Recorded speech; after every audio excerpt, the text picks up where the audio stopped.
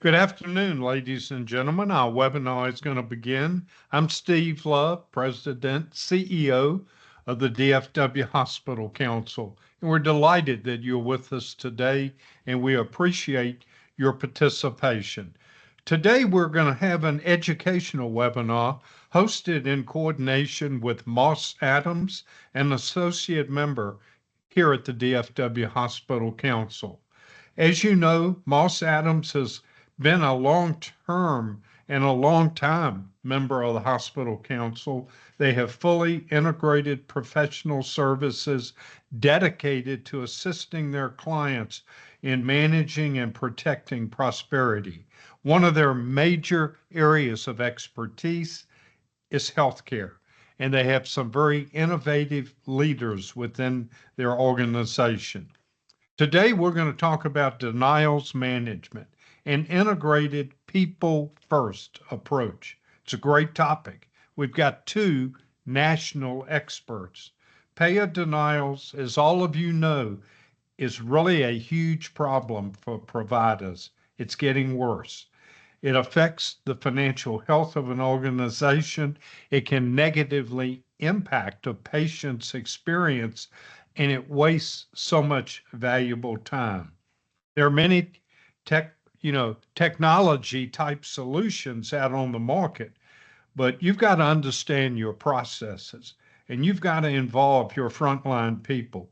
You have to really work to address the root causes that make inefficient and ineffective systems. Today, we're going to hear a unique approach related to denials reduction and management based on a lean approach to revenue cycle improvement, a proven record of success over the last 10 years. We're delighted that we have with us today Mr. Richard Riter, a director at Moss Adams, and Erin Ressler, a director also at Moss Adams. And Richard has worked in hospital and healthcare financial management since 1996. He leads the revenue cycle consulting team, provides revenue management, navigating some of the new technology. Erin has over 30 years of experience in the healthcare industry, including quality improvement, waste elimination, and promoting efficiency. We know we have a good turnout today. We look forward to this presentation. One administrative, if you have a question, feel free to type it in the question box or the chat box. We'll monitor that, and at the end of the presentation, we'll then answer questions. And so with that, ladies and gentlemen, here's Mr. Richard Riter. It's a pleasure having you here, Richard. Thank you, Steve. Appreciate the invitation and appreciate the introduction. And it's an honor to be here presenting with my friend and colleague, Erin Ressler. So we're excited for the presentation today. And, before we get going, just, again, the theme, just want to reinforce the theme and the approach that we're going to be presenting here today. You can see kind of the subtitle on this slide is empowering people and effectively using technology. So that's what you're going to see as far as the theme that's woven really throughout the whole methodology that we're going to be walking through today. And here's another introduction of us. We don't need to go through that again. In terms of agenda here today, we're going to talk through the background. A lot of us work in denials and revenue cycle every day, but wanted to give a little bit of our perspective on what we're seeing. We'll talk about just kind of what is people first denials management, some of the benefits of it, and what you can do to get started. And as Steve mentioned, we're hoping to have time at the end for Q&A. So please submit the questions as we go here. All right, so a little bit of background. First of all, thinking about some of the increases in denials, we've all seen this over the last several years where denials were, on average something like 9%, going back to 2016 pre-pandemic, and they've increased in most cases. Most of the providers that I'm working with, we're looking at 30 to 40% increases in denials since that time. And when you step back and think about it, 30 to 40% increase really is enormous, both in terms of workload to deal with these, but then also from a financial standpoint, because we all know that cash gets delayed when we have denials, and in some cases we're not able to collect at all, and so we end up having a hit to net revenue because of that. So that's one of the things that really makes this an important topic to talk about today. Additionally, looking at hospital and health system margins, a year ago, it was really kind of a five-alarm fire when we looked at hospital and health system margins. They were really, down, 1% or so on average, and they have recovered some in the last year, which is great news. Unfortunately, they've still got a little ways to go. On average, we're around 2.7% from a health system perspective now. And that means that's the average. So of course that means about half of the health systems are below that number, which in my mind is not really sustainable. And so there's a lot of health systems that need some assistance to continue to improve their margins to be sustainable. From a staffing perspective, looking at nursing and things like that, a lot of that contract nursing staff pressure has been taken care of over the last year or two, which is a great relief to all of our bottom lines. What we're seeing within revenue cycle, though, is we still are having staffing shortages within revenue cycle. Getting good rev cycle people continues to be a huge challenge. And it's not just the recruiting; it's developing and retaining those folks because they're in demand and they're kind of jumping ship. It's a virtual world we're in now, so it's kind of a global market for them, unfortunately. And then the last thing you can see here on the slide is around AI and machine learning. And rev cycle, we've been dealing with these topics for a long time, right? Thinking back, 10 plus years, we were dealing with computer assisted coding. We started deploying bots 5, 6, 7 years ago to do some of the front end work. So this is not a new thing. What is new, though, is that payers are really being aggressive about the way they're deploying this technology in order to deny claims in new ways and in larger ways. So that's really having an impact on providers. Drilling in on denials a little bit, if you look on the bottom left, there you can see that pie chart. Really, the point there is that most denials are preventable in some sense, and so instead of we need to have, of course, a focus on appealing and trying to get the money back when we do have denials. But really, the way we want to do this is we want to move things to where we're preventing denials from happening in the first place. That's kind of the real game here. And when we look on the right side, we see that denials are coming from throughout the organization. The root cause, in a lot of cases, is the front end. In some cases, it's clinical areas. In some cases, it is the PFS kind of area. And so what that means is that the solution has to be across the organization as well. And so you're not going to solve the issue just by looking at PFS or looking only at front end functions. You really need to be looking across the organization to solve it.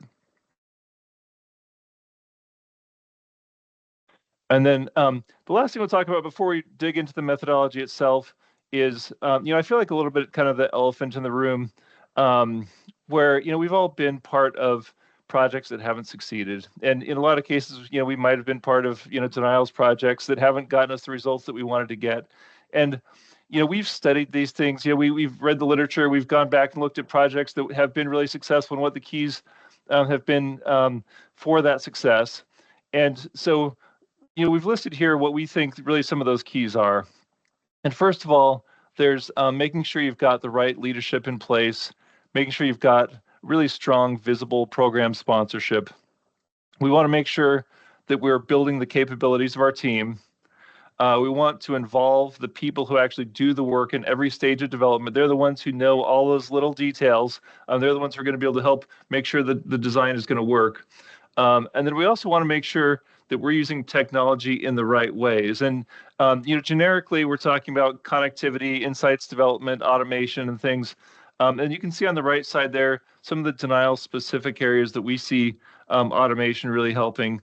Things like cost savings, so just reducing the amount of labor that's needed to do certain functions, letting the staff focus on those high-value, more complex areas, increasing the standardization and consistency of the process because you're kind of baking in that process as you're building the technology, reducing errors, and then just improving the tracking and accountability overall. And so you'll see that again kind of woven throughout the methodology from an automation standpoint about how we think technology can really help and enable a lot of this. Great. Well, thank you, Rich. Again, I'm Erin Ressler. I'm really happy to be here.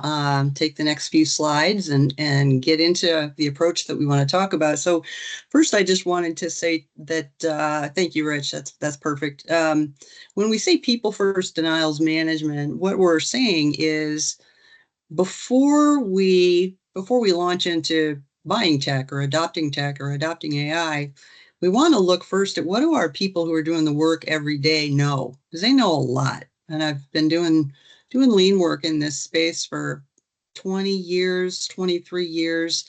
And when you do that work and you go out and you sit with folks who do this work every day, who work the denials, who take the calls at the call center, who are working the pre-auth, they know a lot, and they find a lot of reasons and problems that end up causing the denials. So that's what we mean by people first. Let's see what we can do to find out what our people know about why these things are happening.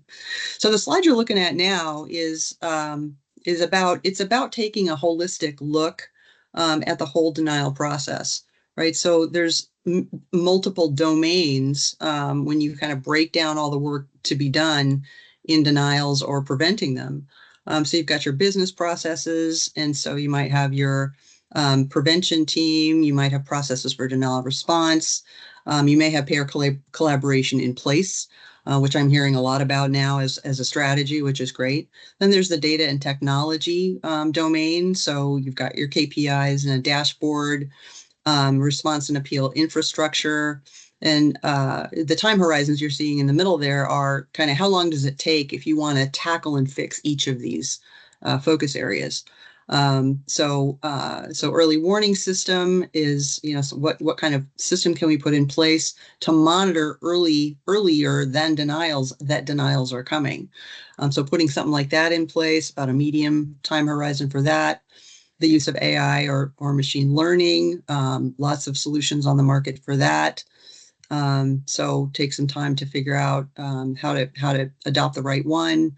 So that's kind of a medium time horizon. And then then your third domain is your people development. And as Rich mentioned, there's a big part of this, and literature shows too that when there's focus on the development of the skills and the learning of the people, retention rate goes up. So we've got the front end staff making sure that everybody's on the same page and upskilled and trained appropriately, building in a problem solving culture. So are people capable of determining what the problems are and having a methodology to fix those problems quickly rather than passing defects down the line, and then reward systems in place. So so all of this kind of goes together in thinking about how we're going to manage a holistic approach to reducing this problem. Next slide, Rich. Yeah, I think what I would add also, thinking about the data and technology pieces of this, I think a lot of providers that I work with, they might have one or two of these in place, but a lot of times you don't see kind of the full set out there. And the one other thing I would add, thinking about the payer collaboration piece of it, you can see there's a long time horizon associated with that. I think a lot of our discussion today is going to be about the other pieces other than payer collaboration, because, as Erin mentioned, that one's outside of our control as providers, right? That one's kind of sometimes tougher, but it's also one of those things that can really yield, really important long-term benefits as well. And, thinking about getting into some of the details here, before we dive fully into the methodology, wanted to talk a little bit about the context. And, when you see on the left there, the financial sustainability and technology strategy, really what we're talking about is the context. And every organization is in a different place financially. So in some cases, we need to have immediate benefits. In some cases, we're looking at longer term benefits. In some cases, we've got the ability to make significant investments. In other cases, the ability to make investments is pretty limited. And also from a technology standpoint, we see a lot of differences. We see some organizations that say we want to be on the absolute cutting edge. In other cases, a lot of our clients might say, you know what, we're going to let somebody else be out front. We're going to kind of figure out what they do right, what they do wrong, and learn those lessons. And we want to be a little bit behind that. We want to be using kind of proven technology. In some cases, they might say, you know what, we're an Epic shop. We're only going to use the technology that Epic, that Epic builds in, or that they kind of approve of. So a lot of different approaches from a technology and financial standpoint, and that really then yields benefits. Kind of taking the time to understand that up front yields benefits down the road, because you can see on the right side where we're talking about attaining, targets and return on investment and things. And part of that is about making sure that we're defining success appropriately, right? Because if we're not defining success appropriately, then we won't know when we've gotten there, and we may not, we may well not get there at all. And yeah, Rich, and I would just add a little bit more about the middle parts that you're seeing there. If you read left to right, the process that we're going to talk to you about today is kind of based on this methodology. So in the middle there, you see, all right, well, so the first thing we need to do is some diagnostic, right? We know we have a denials problem. We're at whatever percentage of denials. We need to do some diagnostic. So we need to understand and Pareto out maybe what are the codes that we're seeing. What are some recent changes that have happened that might be causing those? What's our source of truth for data? We need to go look, and I'm going to talk more about that in the coming slides. We need to go actually see what people are doing and understand all the way down to a granular level, to the keystroke level. What are people doing, and what websites are they using? How are they doing that work? And just putting together a holistic picture of how is a claim being handled in our organization right now. And then you move a little to the right, and you get into, all right, well, so based on what we know, and we've seen some opportunities out there when we've looked at our data, what are some rapid changes, rapid experimentation that we can start to engage in? And that's where the lean piece comes in, and rapid experimentation using the plan, do, check, act cycle. So having people actually develop thoughtful tests of quick change to see if we can start extinguishing some of those problems. So that's the second bucket there. And then the third bucket is, okay, so now once we have tested and measured the results of our experiments and our changes to reduce defects, which then reduce denials, and we've measured and we know they work, then we need to stabilize that. So that's about having the teams that do the work design standard work. So everybody does it the same way every time. And making sure then you have that foundation of sort of the new level of process flow that we know is going to be the most defect-free way. And then the final step there is spread. So making sure that once we have all of the new processes documented and the standard work in place for our people, to spread that so that you're spreading that stabilization, because the whole idea is to reduce variation. And there's so much of that we see in people's workflows. So again, kind of going from left to right, you've got to start, your starting point, right? Like Rich said, you kind of need to know where you're going. What's our strategy? And you go through this process of, what we need to really, truly understand the problems. Let's do some diagnosis. Let's try some fixes. Let's stabilize what works, and let's spread it. And then you're iterating towards that right-hand side where you're attaining those targets for reduced denials and getting some ROI in the process.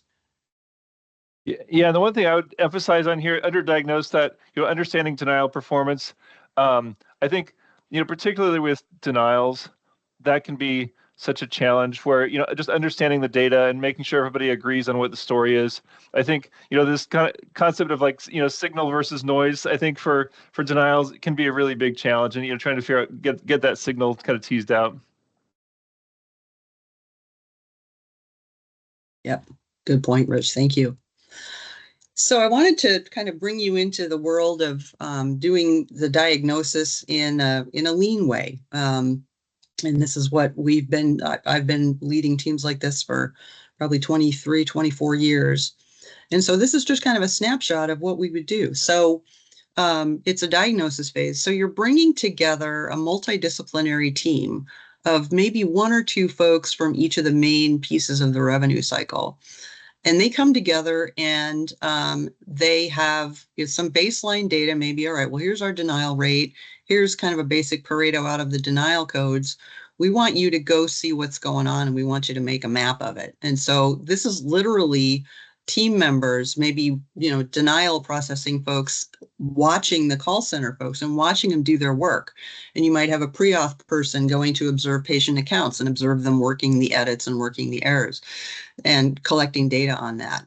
So it's a really important piece, and the learnings that they come back with are pretty amazing. Managers and leaders are often very surprised at what the team members come back with for their observations. So a really key piece of what is the problem we're trying to solve is this part of the granular understanding the workflows of each of your people. Next slide, Rich. So as I said, they take all of their observations and they make a big map. Ideally, we can do this together in a room, but what with COVID, there are other ways to do this. You can do virtual maps, but the idea is you have a multidisciplinary team coming together to agree on what is the flow step by step of one claim all the way through to when it's submitted, and including if it comes back as a denial, what are we doing with it? And so on the right there, you see just a whole bunch of stickies and a flow from left to right of what are the steps. And so the team is looking at what are the defects that they saw when they observed people doing the work. What are those defects that are causing the denials?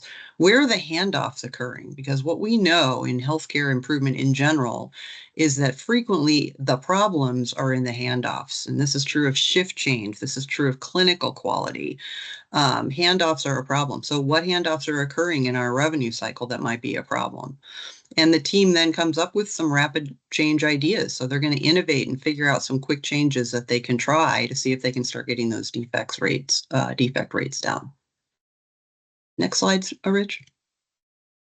Okay, so this is kind of a heuristic for you. So you're looking from left to right. Those green boxes are kind of the big chunks of the revenue cycle, right? So you want to have the staff who are doing the work develop a common system-oriented mindset. So again, back to that word holistic, and some of you might know the phrase systems thinking that comes out of Deming, but it's a series of steps that this claim goes through, right? So you're scheduling your pre-reg, you might have a group of people who obtain the pre-auths, then there's a check and registration, then there's the actual care, some coding. There may be a group of people correcting errors that come out of your scrubbing system, out of your billing system. That's frequently a huge body of work. And then if the claim comes back, then you have people working denials and then all the way through to closure. So, but what we find, so the value to the patient is trying to flow smoothly from left to right, right? We're trying to just get that claim through those 8, 9 smoothly. But what really happens, and go ahead and click again, Rich, is you have this. So you have a lot of silos. And so the groups of people doing that work are frequently working in silos. They may not, usually are not, in my experience, getting information from the upstream or the downstream to then be able to incorporate into, let's see, what did we do wrong? What do we need to do better? So you might have efforts in your organization to improve one or two of these buckets, right? So maybe we're going to work on pre-auths because our pre-auths are getting denied. So let's just focus on that. But frequently, what you really need is that feedback loop between these functions, especially from the back end there, where you have your folks working on the denials and maybe the folks who are working on the edit queues, which are, again, those defects that your system finds and pops out in anticipation of preventing a denial. But they may not be feeding any of that information back up to the schedulers and the pre-auth folks and the front end folks for them to be able to fix, right? So go ahead and click again. So what you want is something like this. So what differences do you see? So you've got communication now between those functions. You've got regular feedback going from back to front and front to back. So the claim is going to flow smoother, and those handoffs that I talked about are going to be a lot smoother because, again, you have that communication going back and forth. So, so again, it's that system-oriented, when I do what I do, how is it impacting the whole? And going after an approach in that way. Go ahead, Rich. So again, so once the team has mapped out and figured out where the problems are, they identify some ideas for improvement, and those are going to range from big fixes to small fixes. And so this is where they're designing experiments for rapid iterative change phase. And so you want to begin with the quick fixes so that you don't have to wait too long to start seeing benefits from this approach. So often those quick fixes are revealed, as I said, when the team who's doing the mapping or looking at the current state really starts learning about the whole process and starts seeing what each other is doing. They're going to start generating a lot of ideas for improvement, and then that team will need to prioritize them, right? So a facilitator will help guide them through sort of the pick chart methodology. And they want to consider sort of, what is the timeline of my idea? What is the size of the impact? What is the complexity or the resources required? What are the dependencies involved? Using Pareto charts on the right-hand side to figure out where's the most frequent bang for the buck, where's the most frequent problems happening, so that could inform our choices. So as they start documenting out these ideas, they can start to prioritize them. And I want to give you some examples of the type of quick fixes that teams have found that turned out to be a big surprise. So client A there, these are from actual events that we've done over the years. The billing and accounts team on the back end did not know that the front end departments for, registration and call center and access and that, we're not getting any reports of the issues and denials found. They did not realize that until they came together as a team and somebody said, wait a minute, where'd you get those cool reports? So they very quickly, in a couple days, established some basic reports to start feeding regularly to the front end. And almost immediately, those defects started to go down. And then client B, the team had no idea that there was such a long lag time between date of service and encounter submission to the payer until they mapped it out together. They discovered that they had built in monthly submissions, and somebody said, why are we only doing it every month? We need to change that. And they immediately changed it to, I don't remember if it was weekly. I think they went to weekly or maybe biweekly. So then they had faster feedback to the front end about, is there a problem? We know faster. Client C, until they mapped out the flow, the registration staff did not realize that something they were doing was creating duplicate charts, not directly related to denials, but it was an enormous amount of rework. And they just didn't know until and somebody else on the team said, oh, that's not how you do this. So quick fix was learn the simple steps to avoid that. And a fourth example that I really like is not up here, but when team went out to observe at the call center, and they observed that the people at the call center had used multiple websites to check insurances and check providers, coverages and things like that. They had to copy and paste some key identifier numbers from one system to another. And they were constantly getting a return message that that provider doesn't exist or that plan doesn't exist. And the person observing them looked closely and said, wait a minute, do that again, do the copy paste again. They did it again, and they realized that when they copied and pasted, they were pasting one extra space. And that was causing all of this error and causing them the team to go down a whole road of creating a new account and all of this stuff. So just the really simple stuff. So when the team is developing these ideas, it'll be amazing what you find. And the impact on your denials of those things is what we mean when we say people first, because you just never know what you're going to find. Go ahead, Rich. Yeah, that's really horrifying to think about, all the time wasted and other mistakes and things made because of that space was copied. And and of course, I mean, presumably some impacts on the patients as well. So so wanted to zoom out here and talk about really what we're trying to do. And so step one in the process is really to design the process overall. And we're looking for a process that's consistent. We want it to be predictable. We want it to be oriented toward the outcomes that we're trying to achieve. Usually those are things like financial outcomes, staff satisfaction, patient experience, right? Those are the kinds of things that we're targeting here. And of course, we cannot forget for a second about the patient experience impacts here. Those can be pretty huge.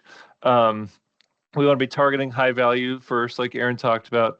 And then we want to make sure that we're designing the process, we're kind of baking in that ability to support information flow as well.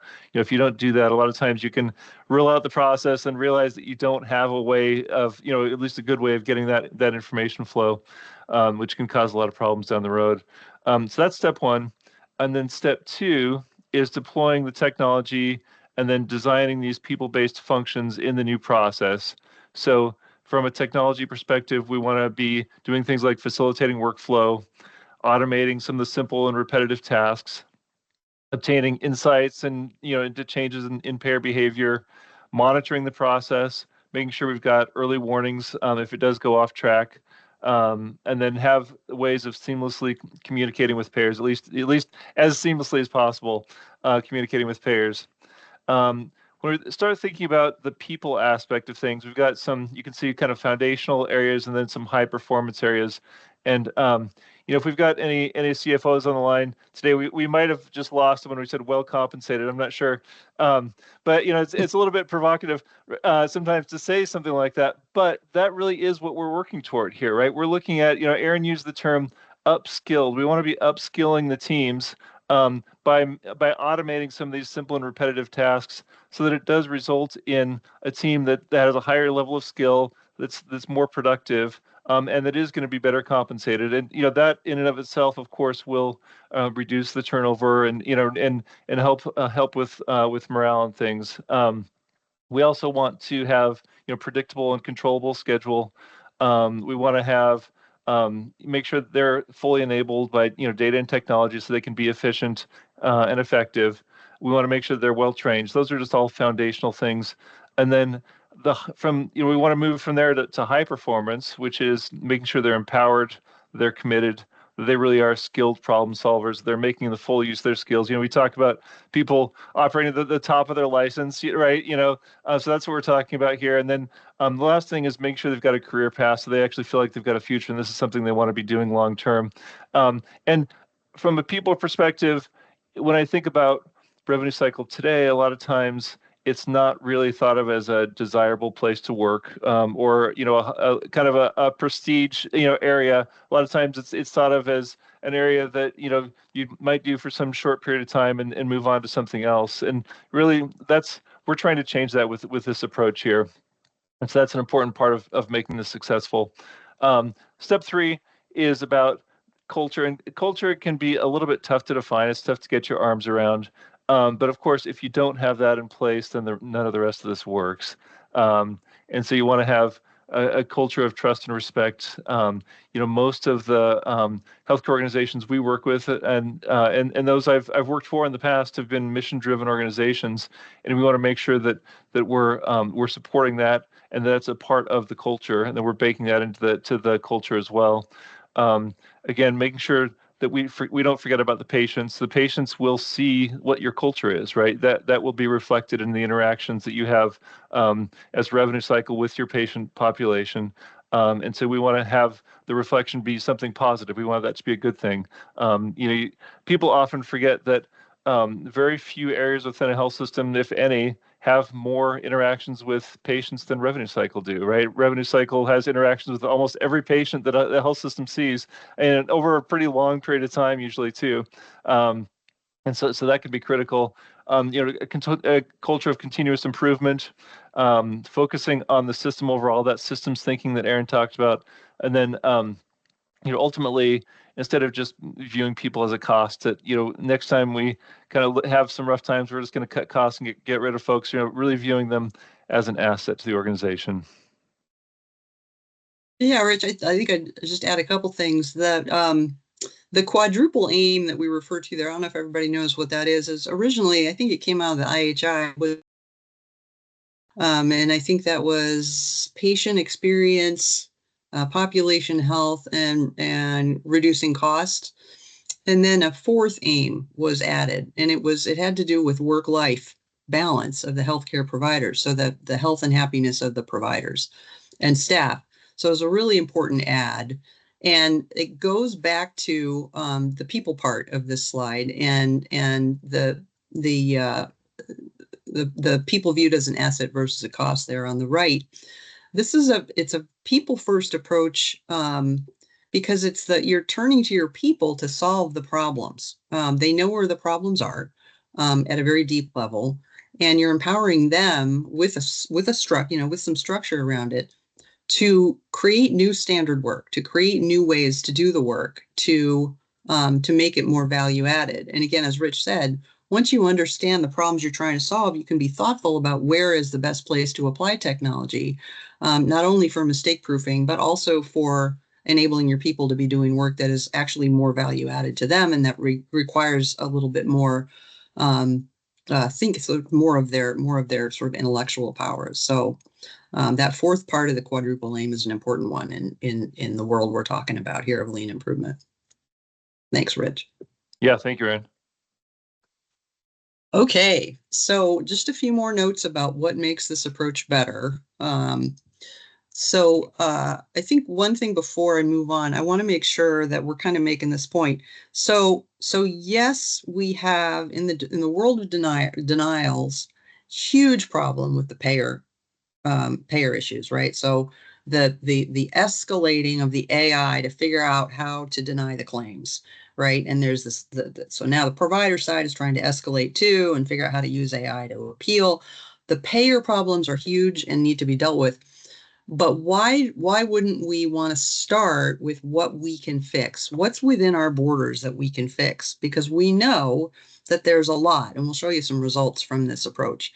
But it's a this stuff is in our backyard type of approach. So why can't we come together to fix what we can fix, as opposed to, you know, the payer stuff is going to rely a little bit on changing their behavior as well or negotiating with them. So that was just one thing I wanted. It was one of the takeaways I wanted from today is this is about let's kind of start by looking in our own backyard first. Go ahead, Rich. Thank you. So the right thing for your people is also the right thing for your organization. So it turns out when people aren't just doing work on defects all day long, or fixing errors or fixing denials, they actually become happier, right? So respect for people is a really foundational element of this approach, but of quality in general. So your people, again, who are doing the work every day and know where these little problems are that turn into big ones, would be the ones finding and fixing the issue. So you're empowering those folks to bring their best ideas forward, to not only think about the ideas, but to actually put them in place with the experimental approach. So you're empowering them to learn how to problem solve in a methodical way. They can help design the work that they enjoy more, that is more meaningful for them. And then the results over time with the iterative improvements are also the right thing for your organization, because your denials will start to go down. And I like this quote on the right: on good teams, coaches hold players accountable. On great teams, players hold players accountable, right? So staff working with staff, managers working with managers on the problem together is much better and more effective than just trying to sort of dictate from a higher level. Here's what we need to do, because they really know that the front lines know where the problems are.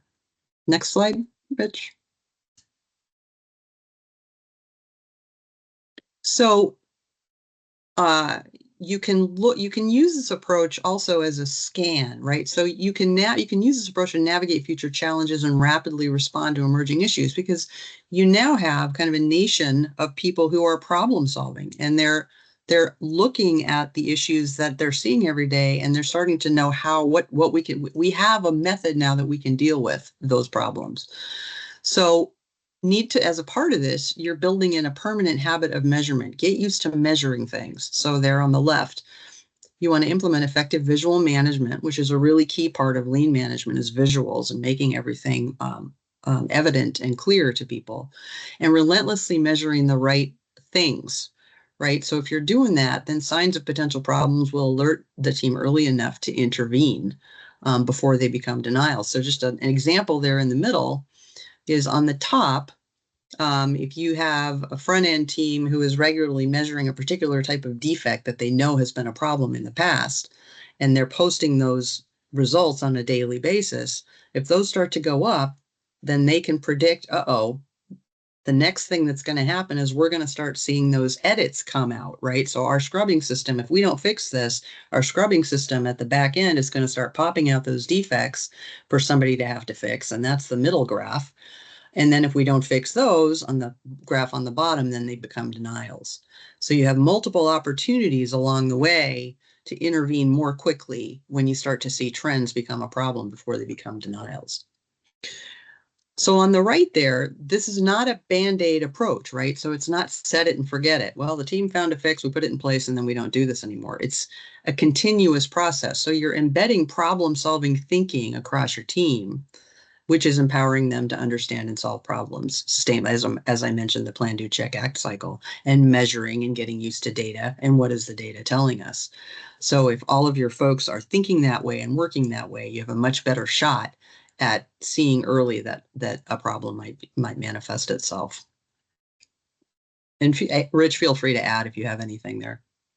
Yeah, no, I love this slide because I love the graphic where we're trying to get as early in the process as we can to try to, you know, we're looking at kind of what can we measure as early in the process as we can that we can use that as an early warning sign. And it's different for every process, but I like visuals, and so that one really appeals to me. Yeah. Well, one of the things that I've seen over the years is organizations who who have these sort of system, right, billing systems that do produce these. I think in Cerner they used to be called edits. Different systems have different names for them, but they're trying to catch these problems, right? And they're generating all of these reports. But I've seen organizations not take advantage of those, or not using them at all. Or sending them to the wrong people. So even that middle graph there is sometimes non-existent. So it's a huge opportunity and a useful opportunity that is often not optimized. So these are just some results over the last, I'd say, 12 years or so, just some examples from different organizations that we've worked with using these techniques. On the top left there, this was a big system in the Midwest, and they were really focused on some pretty specific denial types, and they were pretty high dollar. They had a lot of denials in their cancer center, so they were high dollar denials. And so in this particular case, they did many small team-based workshops over about a year or two, and they were able to prevent about $260 million a year net of denials. That was, again, for oncology alone. And they also, as part of the lean work, they would measure the cycle time required for people to do all this work. And as they got the waste and the defects out of the work with their problem solving, they were able to actually eliminate time spent by people doing wasteful work to the tune of about $4 million a year across the organization. They were able to eliminate write-offs, about 1.6 million combined, and then another 10,000 hours a year of staff time on the denials and appeals, which was a separate bucket of work. The mammography center you see is I think about 120 locations. And they were looking to try and standardize their front end because they had a lot of variation in all the locations of everybody kind of doing things differently. And they were able to fix that and got about $11.5 million a year. That was gross eliminated. And that was just from their top 5. They Paretoed out their denial types and denial codes, and they just worked on those top 5. They're very focused about it and got huge results there. So similar results on the right. So this work has worked in hospitals, worked in ambulatory clinics. We've done some of this work even in the industry side. We worked with a solar panel company, and they were trying to understand, not the same thing, obviously denials, but similar problems in their revenue cycle, just delays and waits and all of this stuff that was causing them to not get paid on time. So just amazing what you can find, again, in your own backyard. Next slide, Rich. All right, so wanted to transition to what we can do to get started and kind of how you should know when the time's right. So we'll start with you know, kind of when the time might be right, and you know when you might want to embark on something like this. And the first one you can see here is around patient complaints. We've been talking about the impact on patients, and I don't know if anybody else here listens to NPR, but I listen to NPR when I can, and one thing I kind of look forward to, but I'm also a little bit scared every time is they have the bill of the month that they do. It's like toward the end of the month, every month, and I'm always scared that it's going to be like one of my clients or somewhere I used to work or something where like these are kind of horrific stories of patients who just kind of get lost in this maze of provider billing and denials and all the rest. And one that I remember in particular was this situation where it's kind of a lot of these kind of terrible situations, but they're also kind of funny in some ways because you just kind of have to laugh a little bit. And it was this newborn who'd been in NICU it was on their 4th day in the NICU, and the insurer sent them a denial letter. Said you're drinking from a bottle, you're breathing on your own, you don't need to be in the NICU anymore. And it's this kind of stuff which of course I'm guessing the 4-day-old probably couldn't read it, but you think about how traumatic that is for the poor parents, right? I mean, it really is. They're going through all the stress of having not just a new baby in the world, but a baby sitting in the NICU, and now they've got to deal with this insurance issue as well. And so that's one of the things. Usually when you listen to if you do listen to those the bill of the month episodes, what you'll find is that in most of these cases, even though those of us who work on the provider side, we would say, oh well, this issue is being caused by the payer. The patient doesn't see it that way, right? The patient sees it as this is an issue that is between me and my provider ultimately, because your provider kind of gets stuck holding the bag on these things. And so that's really driven the point home for me about we really need to be on top of this as a provider community overall. And so that's one of the things, kind of the warning signs that this is becoming an issue is if you're getting patient complaints or showing up as an NPR bill of the month, maybe. Next is planning for system implementation. So, if you are planning on some kind of a system implementation, you want to make sure, I've worked with some clients who they say, well, we're going to update the process at the same time we update the system. And thinking about those 80% or so of digital transformations that fail, that's likely to fail, right? You need to, you want to stagger those. And so you don't have the issues with one become an issue with the other as well. Staffing and morale issues. Erin's talked about how the staff usually do know where these issues lie, and they're going to be frustrated if they know that they're doing things that don't make any sense, if they don't have the tools to do the job appropriately, et cetera. And so having staffing or morale issues, that really is a sign that you do need to revamp the process as well. It's probably not a people first process if you've got those going on. Thinking about combining organizations or business offices, a lot of health systems I work with, they may have consolidated health systems. They may have had some kind of a merger or something, acquisition, over the last several years. But in a lot of cases, they don't immediately combine business offices and other revenue cycle functions. And so when you're doing that, that's a great opportunity to take a step back, look at which of the two organizations, kind of do we want to take practices from, or do we want to look at the best practices kind of from both, and maybe some from the industry overall, and have something be kind of better than it was before, and not just be replicating one of them. The next one is around denials and net revenue deductions, and I can't tell you the number of situations I've been involved in where the first sign that you've got a denial issue is because in some monthly close meeting the deducts have increased and the CFO says, hey, why is my net revenue taking a hit here? Of course, that's months and months and months after this should have been identified, right? And so that's really what we're trying to do is identify it upstream so that we never get to that point. But that it'll definitely raise some attention there. And so if that kind of thing is happening, then it's a sure sign that you've got some opportunities to improve. A lot of times I'll talk to clients and they've got about denials, and they'll say, I've had these 3 or 4 issues. They're not that big of a deal, but we just can't seem to get them solved. And then thinking about these kind of festering denials issues, and if you don't have the manpower, you don't have the horsepower to get them solved, you probably do want to actually look at your process overall and say, what really is the cause of that? And do I have some others that I don't know of that are also not being addressed? And the last one here is around evaluating technology investment. When you're looking at technology, you want to make sure, this is all, expensive, high dollar investments, and you're kind of locking yourself in.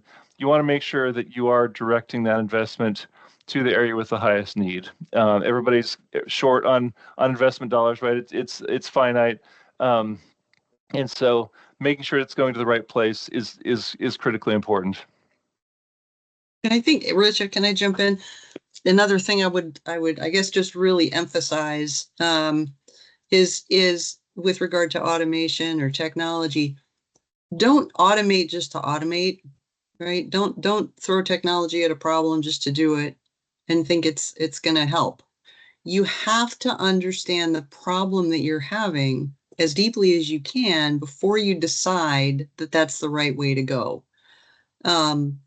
Again, because of this the problems that could be embedded in the flow already that have to do with sort of the human component may not be things that could be solved with technology. I used to work with a Japanese sensei back in my early Lean and Kaizen training days who would say, well, if you automate without fixing the process first, now you have wrong stuff, but you have it going at the speed of light. And I've never forgotten that. So just to really make that point, just make sure you really understand what your problem is before you apply some technology to it. Yeah, thank you, Erin. All right, so some of the final points here, so because payer behavior and provider financial results are what they are, we really don't have the luxury of not focusing on denial management right now. I think this is a challenge for everybody. We were talking earlier about Medicare Advantage, and that's one of these pain areas. I feel like everybody I talk to has got all kinds of denial issues around Medicare Advantage, but they're happening in other places too. And it's sometimes they're most visible in Medicare Advantage because they can be so extreme. But it just is such a big problem and becoming bigger and bigger. Effective denial management requires so many areas of your organization to dance in sync, and so having a really disciplined approach to it is going to help all those areas actually kind of get in sync and stay in sync. We talked about how many transformations fail, and so we want to make sure, part of the key there is making sure that technology is the key enabler, but it's not driving the design of the process. Like Erin just talked about, I love that example. If you've got a kind of a garbage process and you automate it, you've got a garbage process that's, what is it, the speed of light, Erin? So yeah, you don't want to have that, right? You want to have an appropriate, a good process at the speed of light, not a garbage one. Yeah, we talked about the payer aspect of things. I think we want to initially focus on kind of what's in our own backyard, what we can control, but getting the payers on board is really an important part of having this all be sustainable as well. And then we talked about having strong sponsorship from the top, and then also having that support from the bottom. It needs to be kind of it's not either or. It's not either bottoms up or tops down. It's really kind of both of those two. You have to have both in sync. And then we find a lot of times is people kind of know this is an issue, and they might be trying to kind of get things moving without some additional help, without really kind of making a larger program out of it. But it's tough to do that. I think, again, because this is so enterprise-wide, and you've got these kind of baked-in processes where you need to kind of take people out of their existing process and deploy a new process, and systems are involved in things. It can be tough to do without having kind of some other organization or somebody else kind of helping to get this thing all moving. All right, so here's your challenge. How can I get started now? So here's some suggestions that you could do today or tomorrow or Monday. Choose one of your rev cycle processes. Choose one that maybe you're less familiar with, or even if you think you're familiar with it. So pre-auth or registration, and go sit with the folks who do it and watch them. Just observe them. And I don't mean interview them in a room about their work. I mean actually watch them do their work, right? Try and map it out step by step. Try and figure out if you could do that. And include the portions that whatever your systems are completing for them. And just think about where might there be breakdowns. Just observe and see what you see. Another idea is to go directly to your team who's handling denials and ask them where they see pain points in the work. Might be surprised at what you hear back. The third idea would be to choose one of your stubborn categories. If you have your denial codes and there's a couple codes that just keep floating to the top, try working with a small team of people, cause analysis. And some of you have probably heard of the ask why 5 times. Why do we have this? And then once you get to a reason for the why do we have the denial, then why did we have that? Then why did we have that? And keep going backwards until you've identified a root cause, just to get people in the habit of figuring out root cause. I think a lot of the problems that we see when we first start doing kind of diagnosis or mapping out processes are because people have gotten so used to the way things are. I come to work and this is what I do. We have these denials. This is kind of how we do our work, that they don't see the waste in their processes, or they don't see that there's a defect because they can't see it that way, right? When you step out and really observe your work or observe somebody else doing the work, then you see it in a new way. So this is a way when you start actually observing other people doing their work or trying to really think about that work, it can kind of break you away from, oh, well, this doesn't have to be this way just because we've always done it this way. So those are some challenges for you to try, see what you learn. I think of the 5 whys as acting like a 5-year-old sometimes. With anybody who's had a 5-year-old kid. Yeah. Why, Daddy? Yeah. And then we have some resources on our Moss Adams website. I don't know if these are clickable for the audience, but we might be able to send this out, this deck. But we do have a healthcare content hub at mossadams.com that you can see there, and just look for industries, healthcare, and insights. There's good information there. And we have lots of other events and webcasts in sort of all of the Moss Adams areas that are happening on a regular basis. And we invite you to take a look and see what's coming up, some in rev cycle and some in other industries. And then you can always subscribe to have Moss Adams alerts and articles sent to you.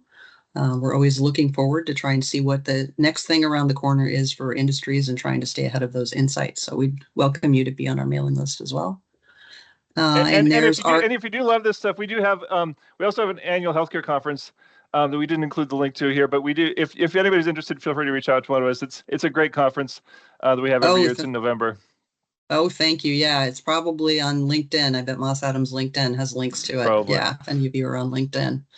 And there's our contact information. We really appreciate your time and your attention. And wish we could have seen your faces, but that's not the way technology works quite yet. But thank you so much. And Steve, I think over to you. Appreciate this very much. Yeah, thank you, Erin. Thank you, Richard. Great presentation. I'll totally confess, I'm so old, and I've been in healthcare and worked in hospitals and at the hospital council for 50 years. This really reminds me of reengineering, which was a process in the early 1990s where you took your own people and you empowered them to look at processes and improve on them. And this really brought back memories to me as you went through that. Really appreciate it. The one thing I want to ask, there are no real questions. There are some nice comments in the chat on great job. But when you look at FTEs in a hospital, and especially when you look at revenue cycle, when you really feel your team is already stretched to the hilt, how do you make this approach work? Great question. Did you want to try it, Rich, or I've got an answer as well? I'm sure Rich and I could talk your ear off. Yeah. I can get started. And then so I mean, that's always a challenge, of course, right? Is how do you kind of add one more thing on top of everybody's plate? And I think a couple approaches we've used, so one is trying to pull kind of as few people as possible, kind of out of the, kind of off the line to do the work, as you have to. I think another thing you can do is you can if you've got the resources, you can move through a process like this relatively quickly. If you don't have the people, you can stretch it out over a longer period of time, which will then kind of be a less time commitment, in a given week or a month. So those are a couple strategies that I've used. I don't know, Erin, what else would you add to that? Yeah, similar to that. If you, the best way to do this, if you can, is to try and get just one or two people from each role. So you don't, you can't shut down registration, right? Or the call center, but you get one or two people from each of those roles and bring them together in a room for a couple days. But if that's hard to do, we can do it virtually as well. It's possible to do this kind of mapping work and understanding the process in a little bit of more of a spread out virtual like a couple 4-hour sessions or 3-hour sessions a week. It's possible to do that. It's just lengthens the process until you start getting results. But the idea is to not, you can't stop the work. In healthcare, you just can't stop the work, but you do want to make a little bit of, if you have to approve a little overtime for somebody to be pulled off for a day, you want to do that, because you think about what you're saving in the long run, in terms of reduced waste, reduced time everybody's spending over the, if you do this work now that you're investing in now over the coming years and months, it's more than worth the time you're taking to invest your team in the work right now. Right. So, but there are multiple ways to resource this work that don't put too much of a strain on your revenue cycle team. We're about to run over, but I do have one more question. You frequently during your presentation said you really have to look at potential denial early warning signs. Can you give some examples of metrics you've seen that clearly demonstrate a serious early warning? Yeah, I can take that on. I think probably the biggest example that I've seen over the years is the use of the claim edits that your system is already capable of generating. And so when you look at, if you trend those reports and look at where they're coming from, and let's say that you're getting a lot of secondary insurance mismatch, something like that, and those are coming up over and again, that can drive you back to, okay, where is that happening? Well, that's probably happening at the front end and during scheduling or call center or something like that.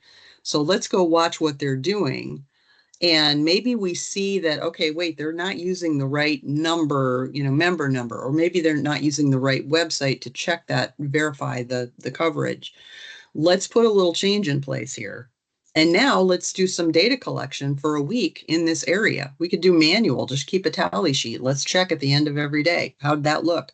So now you're not only relying on the claim edits, which might not come to you till a day or 2 or 3 days afterwards. You can measure every day with a small team. So it can, those billing edit reports can really drive you closer to the area or the source where it's coming from. And then you can put in some manual measurement as well. Yeah, great example. Well, Erin and Richard, I think we're right past the hour, but we really thank you for an excellent presentation. We thank you for being an associate member, and the people that have participated. We also thank you for your time today.